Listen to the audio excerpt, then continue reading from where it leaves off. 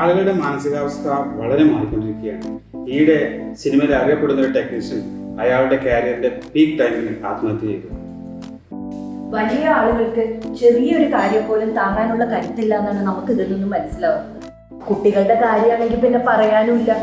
Tour പോകാൻ സമ്മതിച്ചില്ല, 2 wheeler വാങ്ങിക്കൊടുത്തില്ല, iPhone വാങ്ങിക്കൊടുത്തില്ല, ഇതൊക്കെ പറഞ്ഞാണ് അവർ ജീവിതം അവസാനിപ്പിക്കുന്നത്. എന്തൊരു കഷ്ടാണല്ലേ. പ്രവാസികൾ മക്കളോടുള്ള സ്നേഹം കാണിക്കാൻ വേണ്ടിയിട്ട് വില കൂടിയ ഫോണുകളും സൂപ്പർ ബൈക്കുകളും വാങ്ങിക്കൊടുക്കുന്നു. ഇതുമൂലമുണ്ടാകുന്ന ചതിക്കുഴികളും അപകടങ്ങളും നമ്മൾ ഇതിനോടുകൂടി ചേർത്ത് വായിക്കണം. അത് രണ്ടും രണ്ട് വിഷയമാണ് വക്കീലെ.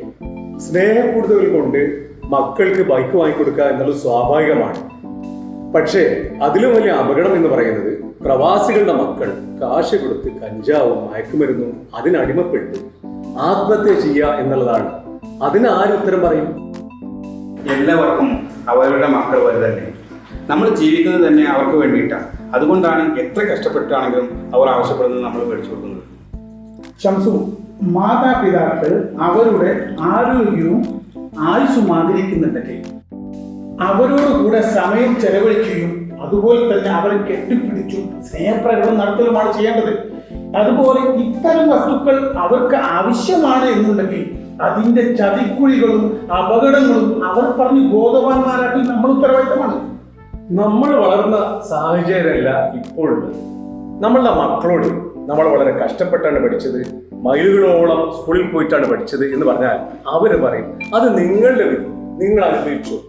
മാതാപിതാക്കളാണെങ്കിൽ അവരുടെ മക്കളെ എല്ലാ സൗകര്യങ്ങളും കൊടുത്ത് വളർത്തണം എന്ന് അവർ പറയും. അതൊക്കെ ശരി തന്നെ. നമ്മൾ വിചാരിച്ചാൽ കൺട്രോൾ ചെയ്യാൻ കഴിയും. പിന്നെ സങ്കടപ്പെട്ടിട്ട് കാര്യമില്ലല്ലോ. ഓരോ വീട്ടിലും മുതിർന്നവർക്കുൾപ്പെടെ കൗൺസിലിംഗ് കൊടുക്കണമെന്നാണ് എൻ്റെ അഭിപ്രായം. നമ്മൾ ഓരോരുത്തരും സ്വയം നവീകരിക്കണം, അതുപോലെ നമ്മുടെ കുടുംബത്തെയും.